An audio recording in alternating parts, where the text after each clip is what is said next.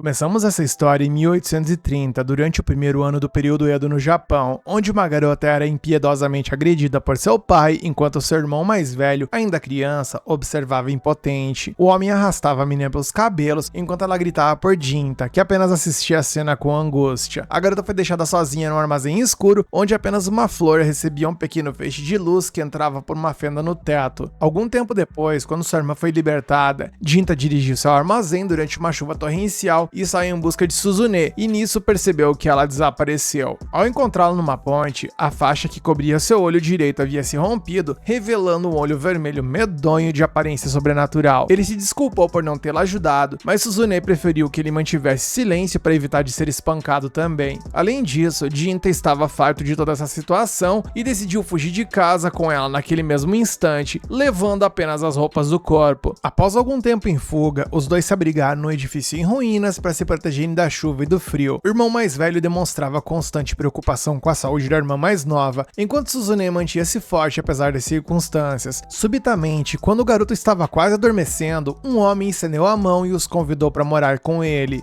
Na manhã seguinte, Jinta acordou sendo carregado por esse estranho, que parecia ser uma pessoa bondosa. E ao ver o garoto acordado, o adulto também o ajudou a começar a caminhar. Após uma caminhada, as crianças foram levadas para uma pequena vila, que segundo o homem, foi construída para abrigar ferreiros que utilizavam grandes foles para forjar espadas. Ao chegarem à casa do homem, sua filha então o recebeu com alegria. Jinta segurou firmemente a mão de Suzune até que a filha do homem perguntou quem eles eram. O pai respondeu que eram crianças necessitando de um lar e que passariam a viver com eles a partir daquele dia, tornando-se parte da família. Ouvindo isso, sua filha correu para seus novos amigos e apresentou-se educadamente como Shirayuki. Jinta respondeu imediatamente com seu nome, enquanto Suzune demorou alguns segundos devido à timidez.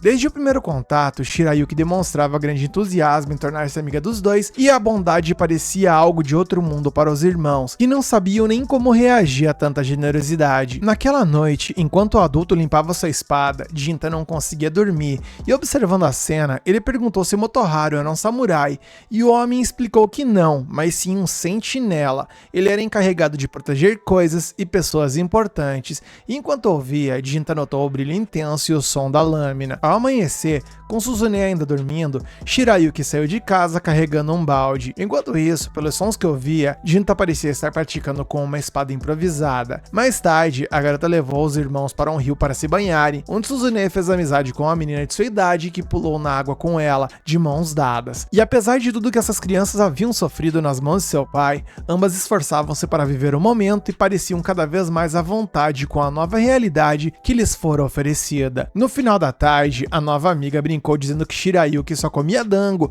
e que seria bom ingerirem alguns vegetais para variar, mas a amiga não conseguia evitar, pois a mãe de Chitose fazia os melhores dangos. Falando nisso, a mulher chamou sua filha naquele momento e a criança despediu-se dos amigos para correr abraçar sua mãe, contando sobre o dia maravilhoso que ela passou com seus amigos. Com essa imagem em mente, Jinta perguntou sobre a mãe de Shirayuki, que se chama Yokaze, pois ele soube que foi ela quem havia conseguido a permissão para que ele e sua irmã vivessem na vila de Kanodō, mas Jinta nunca a conheceu, pois ela vivia reclusa no santuário. Shirayuki explicou que sua mãe era uma Itsukihime da vila, um outro nome para a sacerdotisa do deus do fogo, explicando que apenas o líder da vila e o pai de Shirayuki, que era o sentinela da mãe, tinham permissão para vê-la. Pelas leis locais, a Itsukihime não poderia interagir com outras pessoas, pois isso poderia contaminar seus poderes sagrados e por conta disso, fazia anos que Shirayuki não via sua própria mãe. Com certa melancolia, ela então chamou seus amigos para continuarem o passeio. A cena mudou e tivemos então um salto temporal de 2 anos, mais precisamente para 1833, onde Jinta treinava com uma espada ao lado de Motoharu numa manhã. Apesar do sorriso, o homem não facilitava para o garoto, derrubando para mostrar que havia muito a melhorar, pois apenas a prática poderia levá-lo à perfeição. Jinta sabia disso, mas ele sentia que não progredia nada e isso frustrava. Ouvindo isso, Motoharu colocou a mão sobre a cabeça do garoto e ensinou que nada é eterno e que mesmo que você se sinta estagnado, precisa acreditar que ainda assim está mudando aos poucos, pois de fato está. O homem então garantiu que o garoto ficaria mais forte com o tempo, e com isso Motoharu encerrou o treino e partiu para cuidar de outros afazeres. Mas antes de sair, sua filha correu com sua espada para entregá-la ao pai e desejar-lhe um bom dia. Depois disso, Shirayuki também afagou a cabeça do garoto, dizendo ser uma pena que ele tivesse perdido, mas Jinta pediu que parasse com as brincadeiras. Shirayuki respondeu que queria apenas ser uma boa irmã mais velha, mas o garoto respondeu que ele é mais velho do que ela e tal, ao que ela rebateu dizendo que ela era mais madura.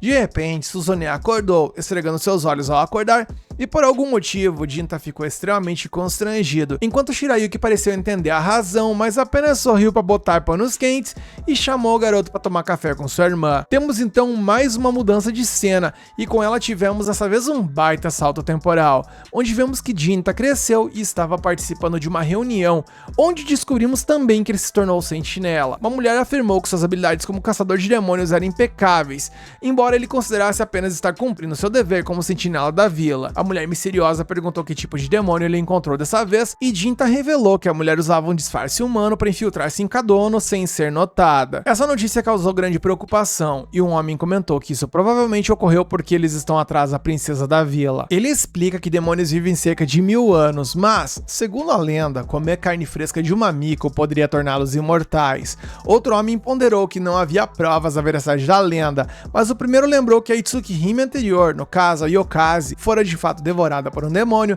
e só conseguiram matar a criatura após Motoharu sacrificar sua própria vida, e essa revelação me pegou desprevenido, porque eu não imaginei que eles estivessem ido de arrasta. Sobre isso, a mulher misteriosa acreditava que os demônios estavam atrás de Arai, a espada sagrada passada a cada geração de Tsukihime da vila, e o homem concordou, considerando que Arai foi forjada com as melhores técnicas de Kadono e permanecia impecável mesmo após um século, o que certamente atraía a cobiça dos demônios. Entretanto, Kiyomasa, filho do homem que falava, achava que ninguém deveria se preocupar, porque a Tsukihime tinha 2 sentinelas protegendo-a, mesmo que um deles fosse um fanfarrão que não prestava pra nada além de brandir sua espada, lançando um olhar desafiador a Jinta após a provocação. Mas a mulher misteriosa lembrou que aquele santuário não era um local para disputas infundadas, especialmente porque Kiyomasa também era um sentinela de Tsukihime. Sendo assim, o pai de Kiyomasa encerrou a reunião e todos se retiraram, exceto o próprio Jinta. E sozinha com o homem, a princesa dispensou as formalidades e revelou seu rosto sem cerimônias, porque ela odiava ter que manter as aparências sempre que encontrava aquele velho amigo, e descobrimos nesse momento que ela é a Shirayuki. Mais relaxada, ela sentou-se diante do jovem e prometeu tentar depender menos dele, mas Jinta não compreendeu o porquê disso, já que o papel do sentinela era justamente proteger a Tsukihime. Se sentindo grata, Shirayuki mencionou que Suzune estava por ali naquele dia e convidou Jinta para ver por si mesmo. Logo, ele afastou a barreira que isolava o recinto da Tsukihime e viu sua irmã mais nova dormindo lá dentro. Ele temeu que a garota pudesse ser acusada de blasfêmia por adentrar um local sagrado, mas Shirayuki não deu importância, especialmente porque a menina só foi ver o irmão, que estava ausente há dias, ocupado caçando demônios. Jinta concordou que era triste, mas não julgou que isso justificasse quebrar as regras. Nisso ele acordou Suzune com um sorriso e lembrou-lhe que o santuário era proibido para ela. Nesse momento, ao ouvir alguém se aproximando, Suzune escapou por uma passagem secreta que conhecia. Um homem então surgiu na entrada pedindo a permissão para entrar e obter a resposta à proposta que fizera a princesa dias antes. Esse cara era o pai de Kiyomasa, que solicitou que Jinta esperasse do lado de fora por alguns minutos para que ele pudesse conversar a sós com ela. O sentinela argumentou que seu dever era permanecer próximo para proteger Tsukihime, mas a própria Shirayuki o dispensou, não sem antes lembrá-lo de que a segurança de Kadono dependia dele e que era crucial que ele se mantivesse firme. Na cena seguinte, a narrativa retrocedeu no tempo, mostrando as crianças e um funeral. Naquela noite triste, Shirayuki contara a Jinta que se tornaria a Tsukihime, porque ela amava aquela vila pela qual a sua mãe deu a vida e que o correto era manter sua força, mesmo que isso significasse não poder mais vê-lo. Ouvindo aquilo, Jinta prometeu encontrar um modo de alcançá-la novamente quando isso acontecesse, e embora ainda não fosse capaz, um dia ele se tornaria forte o suficiente para derrotar qualquer demônio e se tornar o sentinela, reassumindo seu lugar ao lado de Shirayuki. A garota chorou ao ouvir isso e os dois deram as mãos em um gesto de esperança e gratidão.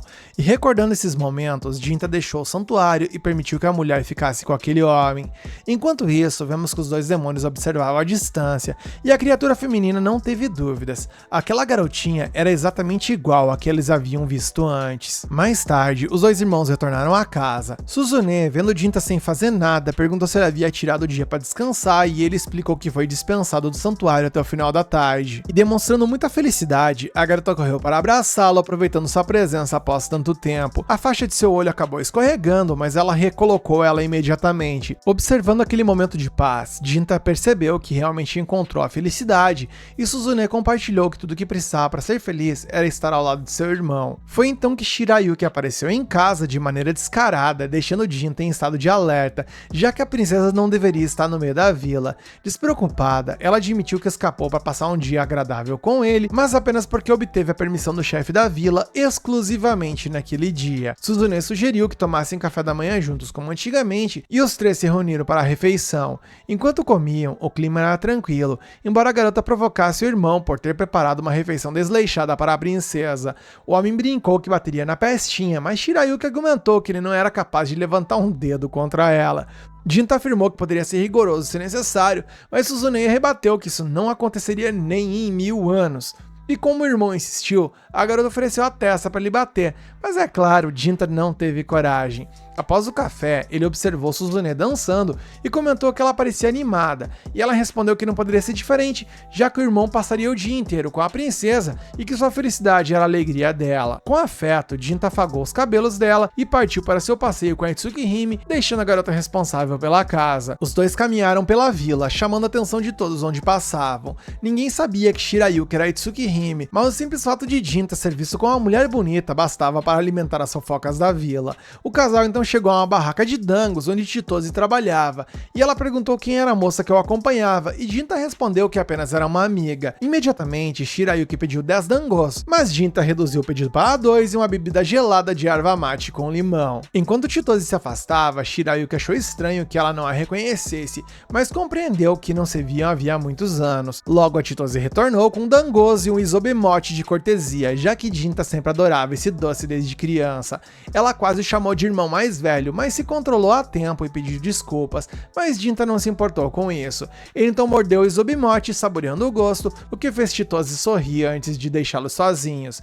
Shirayuki comentou que a garota era uma montanha-russa emocional e Jinta concordou, já que as coisas haviam mudado entre eles e ele não podia mais ser o tal do irmão mais velho dela após se tornar um sentinela. E ele então lembrou de uma das frases favoritas de Motoharu, o pai da Shirayuki, onde ele dizia que nada é pra sempre.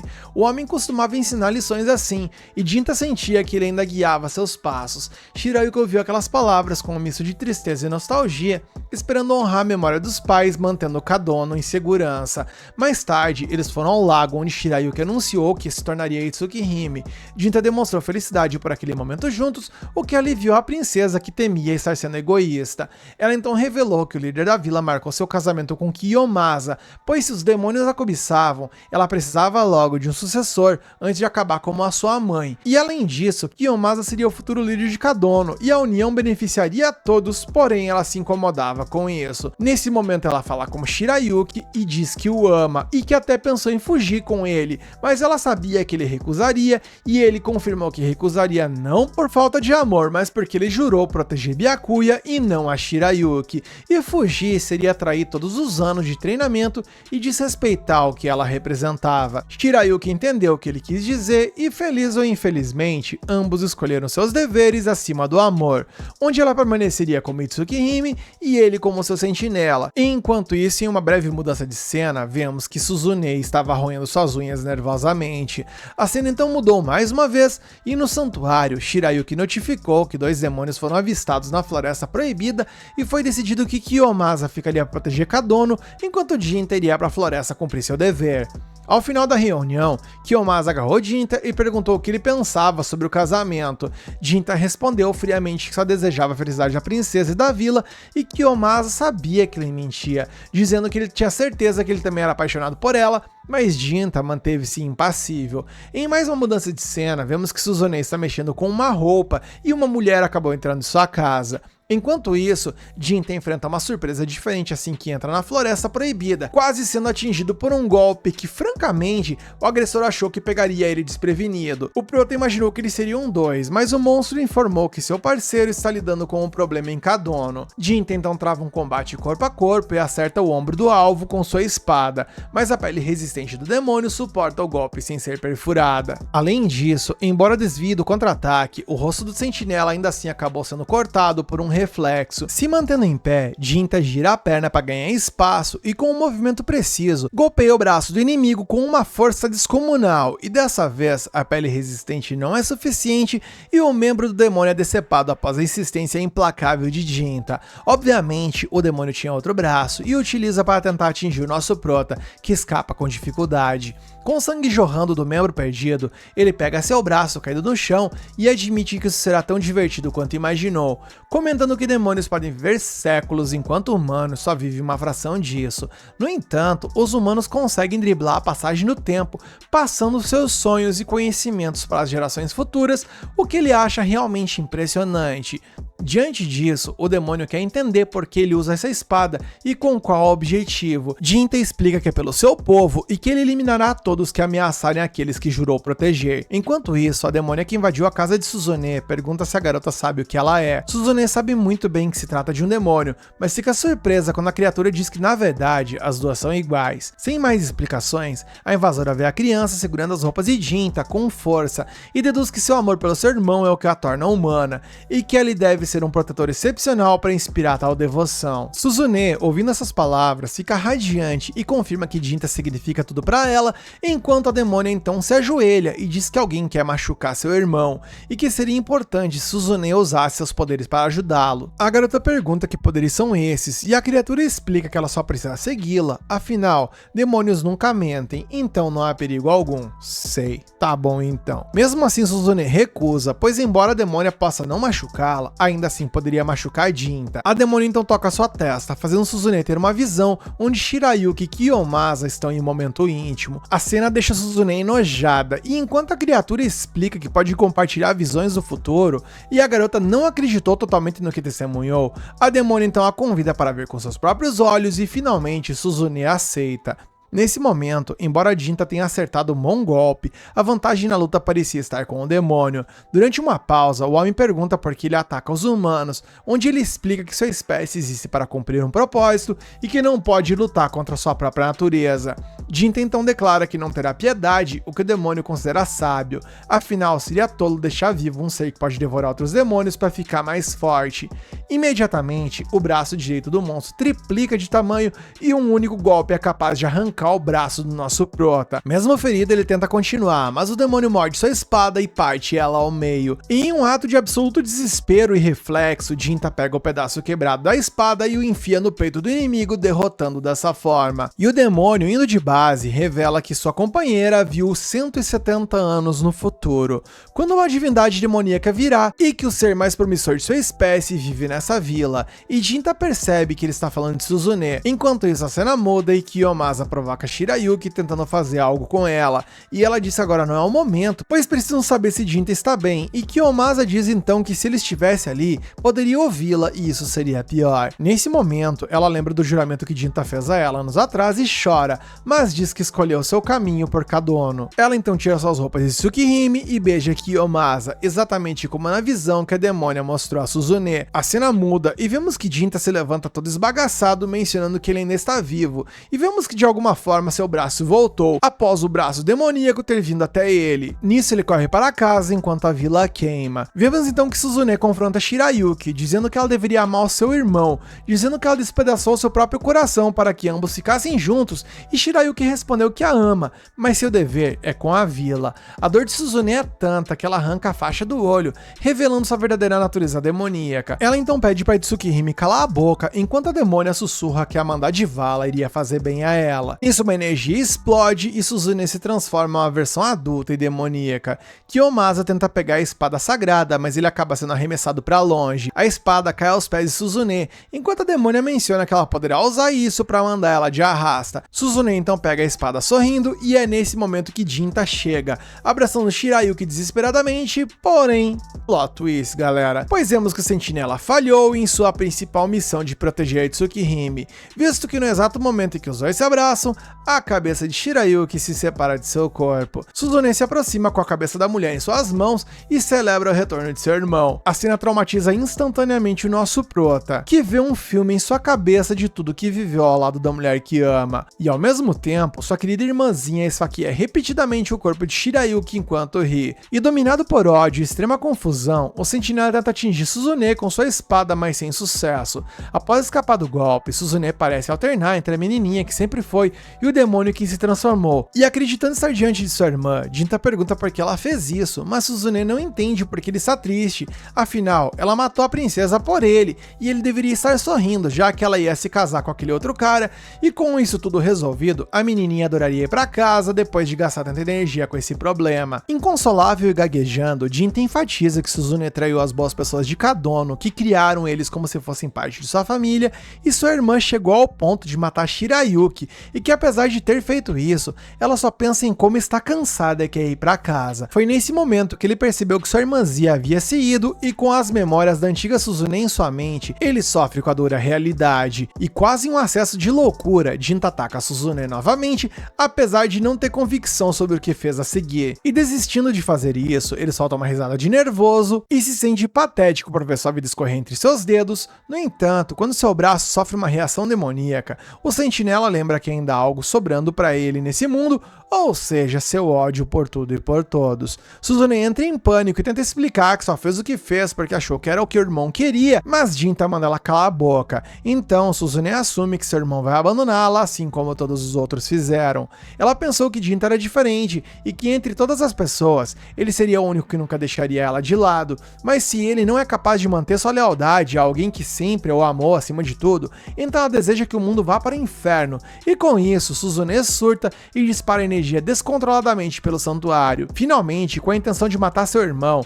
ela crava sua mão em sua barriga, mas quando tenta puxar para fora, ela acaba ficando presa. Acontece que de propósito, Jinta tensionou seus músculos para manter sua irmã sob seu controle, e então ele poderia dar um soco nela. E quando seu braço vai em direção à garota, a cena dela oferecendo sua testa para seu irmão bater emerge, mas dessa vez Jinta acerta Suzune com toda a sua força e sem misericórdia. E não estando satisfeito, o segundo golpe segue sendo ainda mais poderoso que o primeiro. No entanto, a demônio que corrompeu Suzune se colocou à frente para absorver o impacto e salvar a menininha. E com seu peito praticamente esbagaçado por conta daquela força, a criatura sorri enquanto o sangue escorre por seus lábios, enquanto Suzune segue para a saída do santuário e declara que odeia tudo a partir de agora, e por conta disso ela simplesmente esmagará tudo que existe nesse mundo em pedaços, sejam povos, nações ou seja lá o que for. E ela lembra a Jinta que é melhor que ele lembre dessas palavras, porque não importa quanto tempo passe, um dia ela voltará para visitar o seu irmão uma última vez antes do fim.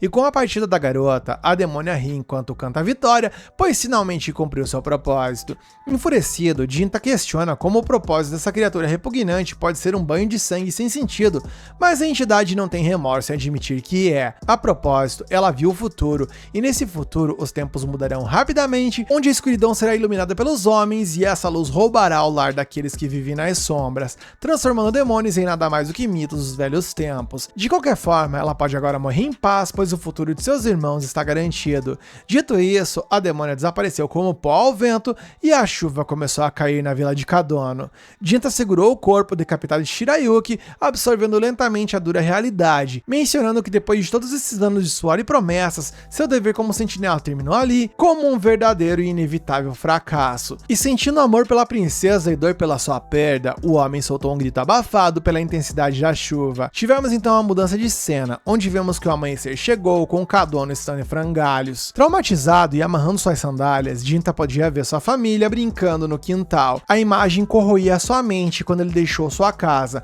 onde o chefe da vila esperava com uma saudação.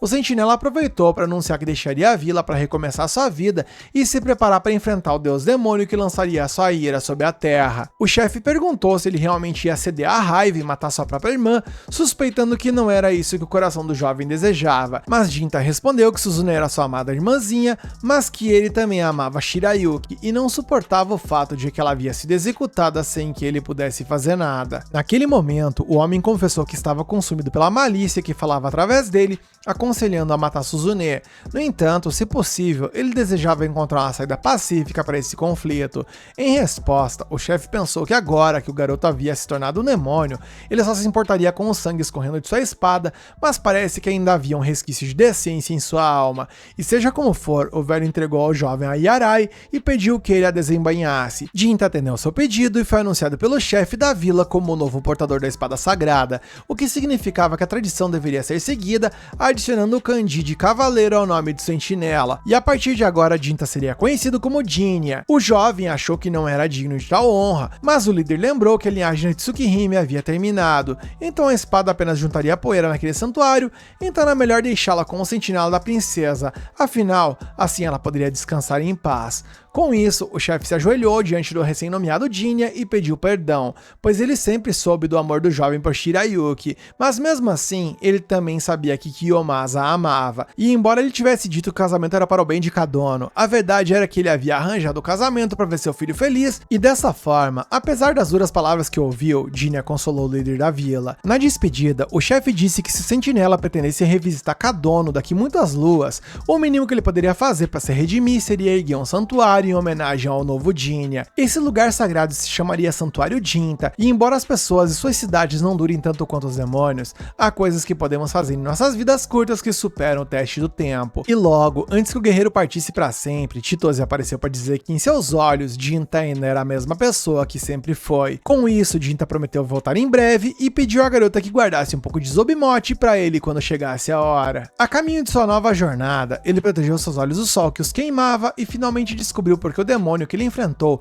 parecia tão contente em cumprir seu propósito, mas sem revelar sua descoberta, ele refletiu que 170 anos parecia um tempo bastante longo. A cena mudou, ele então alcançou um amigo de outro santuário e ela, pensando consigo mesma, ponderou que nunca pensou que eventos de um passado tão distante tivessem algo a ver com ela, mas parecia que as lágrimas no rosto desse homem estavam diretamente ligadas à razão pela qual ela estava ali naquele momento. Em breve, essa mulher aprenderia sobre a longa jornada que ele viveu nos últimos 170 anos. A cena muda e agora estamos no ano de 1850, na cidade de Sugaya, onde uma jovem diz bom dia a um homem chamado Zenji, o qual responde ao bom dia dela, mencionando que ela está ainda mais bonita. Um outro cidadão então menciona a ousadia dele por estar na malícia já cedo, e Zenji apenas sorri e o convida para visitar sua loja. Ao entrar, ele se desculpa com o chefe por estar atrasado e vemos que o seu chefe está diante de nosso prota e diz apenas para o rapaz explicar os detalhes. Conforme a cena evolui, o jovem se apresenta como Zenji, um funcionário da loja, e o sentinela se apresenta como Jinya. Nosso prota comenta que Juzou, no caso, o chefe do rapaz, falou sobre uma filha adotiva que ele ama muito e teme que sua vida possa estar ameaçada por um demônio que precisa ser derrotado. Zenji acha estranho que o chefe não tenha mencionado nada mais específico, então ele explana a situação para o guerreiro, dizendo que Jinya será contratado como segurança para Natsu, a filha de Juzou, que em breve completará 13 anos e, de acordo com a garota, ela afirma ter visto um demônio do lado de fora de sua janela dizendo devolva minha filha pra mim, ou seja, eles temem que a garota seja sequestrada. E falando da garota, ela entra ali demonstrando estar furiosa com o Zenji, como se ele estivesse falando bobagem sobre ela para estranhos. Ao ver que a menina está ameaçando contar ao pai, o funcionário pede perdão, enquanto Natsu reclama que o segurança contratado parece muito jovem. Jinya se apresenta, mas a garota corta a conversa e diz ao homem para ir embora, convencida de que ele é apenas um golpista aproveitando a situação para ganhar uns trocados. Zenji argumenta que foi o pai dela que pessoalmente escolheu o guerreiro, mas a garotinha não está interessada nessa história, odiando a ideia de ter um Ronin como protetor pessoal. E enquanto Natsu sai furiosa, Zenji tenta colocar panos quentes no climão que ficou, mas sem sucesso. A cena então mudou e à noite vemos que a filha do chefe senta-se em sua cama, pensativa, até que Zenji se aproxima do outro lado da porta, onde apenas sua silhueta é visível. Uma vez que a garota teimosa conseguir afugentar o segurança, ele decide que irá agir como repelente temporário de inimigos. Claramente apreciando a coragem e empatia do homem, a menina mantém sua resistência e comenta que o funcionário certamente pensa que ela mentiu sobre tudo. Como Zenji não nega, ela conclui que nem mesmo o pai acredita nela, caso contrário, ele não teria contratado um estranho para sua proteção. Por sua vez, Zenji afirma que ela está enganada, pois o chefe se preocupa muito com ela e faz de tudo para garantir seu bem-estar. E com a cabeça baixa, Natsu diz que não é nem mesmo filha verdadeira dele, até que de repente ela ouve uma voz demoníaca em sua mente, ordenando que a criança seja devolvida. Nesse momento, Zenji fica confuso e tenta entender o que está rolando, mas dessa vez a manifestação maligna aparece diante dele e bem, se ele tinha alguma dúvida, certamente agora ele já não tem mais. Ele então diz à menina para ficar em seu quarto enquanto ela espia pela porta para ver a figura macabra exigindo sua filha de volta. Zenji está em maus lençóis, mas ainda assim permanece leal até o último segundo diante da porta de Natsu, e quando tudo parecia estar perdido, vemos que Jinya chega por ali e decepa a mão da criatura. Jinya então pergunta o nome do demônio e a resposta não passou de um devolva minha filha, e percebendo que não iria conseguir nenhuma informação que preste, ele então simplesmente esbagaça com a entidade Zenji com um corte limpo, fatiando-a em dois. Zenji, aliviado, dá uma suspirada, enquanto Natsu abre a porta e percebe que quem está por ali é o tal do Ronin de outrora. Nosso protagonista então pergunta quando ele vai receber pelo seu serviço, mas a garota apenas quer saber se ele foi de vala e Jinny explica que demônios desaparecem em uma névoa branca quando são abatidos, o que significa que não foi o caso e que esse demônio voltará. No dia seguinte, Zenji agradece ao Ronin por salvar sua vida e menciona a possibilidade do retorno da criatura, esperando que ele possa ficar por perto. Jinny assegura que sim, enquanto pede mais informações sobre Natsu, já que as palavras do demônio sobre recuperar sua filha o deixaram curioso. Zenji então explica que os pais biológicos de Natsu fazem parte da grande família que o chefe possui, mas infelizmente eles faleceram, dizendo que por conta disso, Jinny não precisa se preocupar, já que a garotinha não tem origens demoníacas, principalmente porque o chefe nunca teria adotado nessas circunstâncias, visto que sua esposa foi de vala por conta de uma dessas criaturas, e pra deixar tudo ainda pior, naquele dia o filho do chefe fugiu e nunca mais foi visto, e o fato de que os demônios arruinaram sua vida gera um ódio profundo por essas criaturas. Mais tarde, Juzou janta com sua filha adotiva e pergunta se ela está bem com a segurança que contratou. Natsu confirma que sim, dizendo que além disso, ela também confia no julgamento de seu pai e o agradece por sua preocupação, e Juzou, por sua vez, acredita que não fez nada além de uma obrigação que um pai teria com sua filha. Natsu pergunta por que seu pai contratou aquele homem em particular e o pai explica que ouviu rumores sobre demônios rondando Edo ultimamente. Ao mesmo tempo, esses rumores dizem que há um homem capaz de derrotar esses monstros apenas com sua espada, e esse homem é o Ronin. Sua reputação fala por si só, então Juzou confia nele e acredita que não há opção melhor para esse trabalho. Ao ouvir isso, Natsu fica feliz em perceber que seu pai acredita no que ela disse sobre ser um demônio e ele ter aparecido. A cena mudou e pela manhã vemos pai e filha compartilhando momentos juntos. A menina menciona que histórias de horror vêm de várias formas, sejam meros relatos, contos folclóricos e tudo mais, porém ela reconhece que nenhuma de fato a assusta. Nesse momento, ela se lembra de alguns comentários das empregadas sobre o que aconteceu com o chefe, dizendo que elas sentem pena dele por ter perdido a esposa para um demônio, além de outro ter sequestrado seu filho. Elas continuam falando e mencionam que o chefe ainda acredita que o filho voltará e por isso ele adotou uma garota em vez de um menino. Concluindo seu raciocínio inicial já durante a noite, ela menciona que nada nas histórias a assustam, apenas a verdade nua e crua. Após isso, ela abre a porta do quarto onde Zenji e Jinny estão sentados e mantendo a vigilância. Ela pergunta o que Zenji está fazendo por ali e ele responde brincando que espera ter sua chance de se redimir por conta da noite anterior, e a garota parece impassível a isso. E ele conclui que ela não vai perdoá-lo tão cedo, mas ela o assegura que vai, contanto que ele a leve a algum lugar realmente legal, e Zenji promete que essa é uma missão que ele pode cumprir. Natsu então pergunta qual é o nome do Ronin e ele responde que seu nome é Jinya. Chamando por seu nome, ela então diz que seu pai o admira muito e por conta disso decidiu confiar no rapaz. Jinya comenta que ela parece gostar muito de seu pai e ela explica que é óbvio, já que ele lhe deu um lar. Com isso, o Ronin a assegura que o pai também se preocupa profundamente com sua filha e então menciona o filho perdido de Juzou, mas Natsu imediatamente interrompe essa conversa, gritando que não sabe nada sobre o outro filho que fugiu. Jinny se desculpa por trazer esse assunto à tona, enquanto Natsu questiona se é possível que um humano tenha um bebê com um demônio, e Jinny afirma que sim, fazendo a menina considerar que realmente pertence àquele demônio. No entanto, nosso protagonista afirma que a criatura não é um de seus pais, pois ele sabe quem é o demônio, já que eles têm uma pequena história juntos. Em seguida, Jinny menciona que existem muitas maneiras de os demônios serem gerados. Uma delas é através do nascimento natural, um cruzamento entre eles da mesma forma que acontece com os humanos. Mas também pode acontecer quando um demônio viola o corpo de um humano por diversão. E além disso, existe uma terceira forma, onde esses monstros podem simplesmente ser concebidos do nada, através do puro poder das emoções, especialmente as emoções mais sombrias que podemos ter, como amargura, raiva, obsessão ou ciúmes. Esses sentimentos se acumulados se interiorizam a ponto de coagular até que em um determinado momento eles tomam forma, e enquanto Jinny está falando, isso acontece diante dos olhos da galera. E sem mudar sua postura, ele completa sua explicação, dizendo que os demônios nascidos dessa maneira são, a grosso modo, demônios com um corpo de carne. E quando o monstro termina de se transformar, Jinny pergunta seu nome. No entanto, como ele apenas insiste em roubar Natsu, o segurança imobiliza o oponente e presume que ele não é inteligente o suficiente para responder essa pergunta. pergunta. Dessa forma, Jinya pergunta a Natsu se ela quer que ele o derrote, pois se isso não acontecer, certamente ele voltará, explicando que foram as emoções dela que deram origem a essa coisa. Ele explica que ele veio em resposta ao desejo de Natsu, o desejo de causar um problema grande o suficiente para que seu pai concentre toda a sua atenção nela, considerando que a menina quer ser tratada como a verdadeira filha do homem. E agora aparece um demônio agindo como se fosse seu pai ou sua mãe.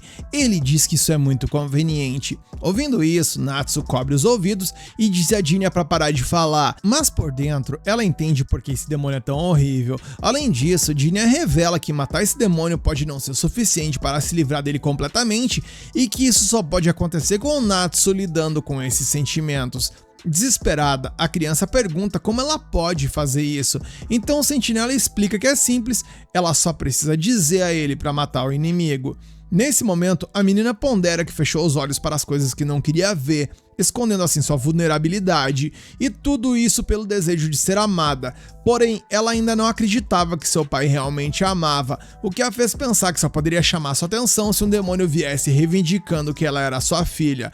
O coração de Natsu se encheu com esses sentimentos negativos e isso se tornou real, como se o demônio fosse ela, portanto, quem precisava ir de vala no final das contas seria ela. Zenji menciona que isso é absurdo, pois embora um monstro tenha sido criado a partir de seus sentimentos, essa não é a parte mais importante, já que ele sabe bem como o pai e sua filha se amam acima de tudo. O problema é que nenhum dos dois é bom com as palavras, então Natsu deve se esforçar mais para abrir seu coração de forma sincera, e enquanto as lágrimas escorrem pelo rosto da criança, ela ordena a Jinya que ele faça o seu serviço. E enquanto o guerreiro desembainha sua espada, a menina assegura que seu antigo eu ficará para trás e que ela não irá mais acumular esses sentimentos por medo de encarar a verdade. E com isso, o Ronin corta o inimigo e termina o duelo. Após o conflito, Natsu já está dormindo, enquanto o segurança observa os restos do inimigo ressurgindo e ele responde a isso mencionando que ele sabia que isso iria acontecer, dizendo que se ele fosse criado a partir de nada além dos sentimentos da menina, ele teria ido de vala no mesmo instante em que ela mudou a perspectiva de seus sentimentos, e como isso não aconteceu, ele conclui que havia no passado uma outra mulher em Sugaya que tinha o potencial de ser um demônio, lembrando então das palavras de Zenji sobre a esposa de Gyuzou ter sido abatida por uma dessas entidades. A razão pela qual esse monstro continua repetindo as palavras "dê-me de volta, minha filha", não é apenas por causa de Natsu, mas é o lamento de outra pessoa misturado a isso. Durante essa explicação, o monstro retorna à sua forma original e repete as palavras habituais, e Jinya passa a acreditar que a filha que o monstro deseja é, na verdade, a criança nascida da esposa de Gyuzou, e com a imagem de sua irmã em mente, nosso prota lamenta, mencionando que não foi assim que ele imaginou que eles se reuniriam. Ele diz então que não tem memórias claras do demônio à sua frente, então questiona seu nome mais uma vez e novamente sem resposta. Jinya reflete que as pessoas deveriam viver no presente em vez de ficar presas ao passado, e por essa razão ele dá o golpe final e espera que o demônio possa descansar em paz. À medida que a névoa branca se eleva novamente aos céus, o homem pronuncia a palavra mãe, ou seja, galera, Jinya é o filho do Gyuzou. Que cacetada de plot twist, hein? A cena então muda e no dia seguinte, Zenji agradece ao guarda-costas por seu serviço e Natsu promete ser uma pessoa melhor, embora saiba que pode levar algum tempo para isso, expressando também sua gratidão. Jinya não sente necessidade de agradecimentos, pois ele já recebeu sua recompensa e que na verdade essa também era uma forma dele pagar uma dívida. Ele então relata que viveu até uma certa idade e não nos torna necessariamente adultos, mas a passagem do tempo nos ajuda a ganhar perspectiva, dizendo que quando ele era criança, seu mundo era definido inteiramente pelo que via e ele sabia que era errado fazer o mal, lembrando-se da violência que seu pai praticava, mas percebeu que sempre havia a possibilidade de que as coisas estivessem escondidas sobre uma superfície de nossas ações, lembrando-se nessa hora de Suzune, que sempre se mostrava tão bondosa, mas que nutria muita maldade, dizendo então que ele era jovem demais para perceber isso. Ele continua e diz que naquela época ele era imaturo demais para fazer outra coisa além de fugir, então seu desejo nesse momento era poder fazer as pazes. Ouvindo isso, Natsu confessa que não entendeu patavina do que ele quis dizer, então Jinya sorri e pede à menina que retribua a bondade que seu pai lhe mostra e que é isso que importa, e após isso nosso protagonista parte. Gyuzou chega na sequência e Zenji menciona que o chefe poderia ter se despedido do guarda-costas também, mas ele considera isso desnecessário, pois ele sabia que o espadachim completaria o trabalho desde o momento em que pôs os olhos nele. O funcionário pergunta por que o chefe confia tanto naquele cara, mas Ryuzo acha que isso é uma pergunta besta, já que qualquer pai decente confiaria em seu próprio filho. E demonstrando confusão, Zenji está prestes a questionar sobre o que ele acabou de ouvir, mas o chefe lhe diz para ele voltar ao trabalho antes que ele seja rebaixado. Nisso, Natsu pergunta ao seu pai se ela poderia ajudar em alguma coisa, o que faz o homem se perguntar que bicho lhe mordeu. Ela menciona que deveria retribuir a bondade que seu pai lhe concede, e Ryuzo imagina que Jinya deve ter lhe dito isso, mas garante a ela que não precisa se preocupar com isso, pois a maneira como uma criança pode retribuir a bondade de um pai é vivendo uma vida longa, e isso será o suficiente para fazê-lo feliz. Enquanto isso, Jinya dá uma pausada na caminhada ali para olhar as folhas caindo do céu, e nesse momento ele abre um leve sorriso e continua a sua jornada. Nisso o episódio acaba e cacete, foi super interessante ver o Jinya retornar ao seu pai após alguns anos. Esse plot me pegou completamente de surpresa e agora aguardar uma semaninha para ver qual será o próximo passo da jornada do nosso prota. E você, quer continuar acompanhando esse anime aqui no canal? Então deixa o seu comentário dizendo que você quer a continuação, mete o dedão no like no hype para fortalecer esse vídeo e se inscreve, ativa o sininho para fortalecer o canal.